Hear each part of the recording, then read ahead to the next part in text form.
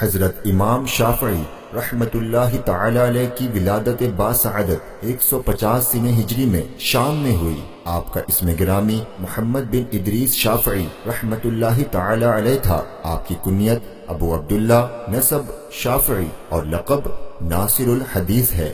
آپ کا نسب مبارک عبد مناف تک پہنچ کر نبی کریم صلی اللہ تعالی علیہ وآلہ وسلم کے نسب سے مل جاتا ہے۔ آپ نے 7 سال کی عمر میں قرآن پاک حفظ کیا اور 10 سال کی عمر میں امام مالک رحمت اللہ تعالی علیہ کی کتاب مؤطا یاد کر لی۔ آپ امام مالک، امام محمد بن حسن شیبانی اور حضرت سفیان بن عیینہ رحمت اللہ تعالی علیہم کے شاگرد تھے۔ آپ کی مشہور تحریر کردہ کتابوں میں سے الرسالہ اور مسند شافعی بھی ہیں۔ آپ کا وصال 30 رجب المرجب مطابق 204 سنہ ہجری کو 54 سال کی عمر میں ہوا۔ آپ کا مزار مبارک مصر کے شہر قرافہ میں واقع ہے۔ دیکھیے مدنی مکالمہ جس کا موضوع ہے سیرت امام شافعی رحمت اللہ تعالی علیہ، بروز جمعہ رات 9:15 بجے براہ راست ٹیلی کاسٹ مدنی چینل پر۔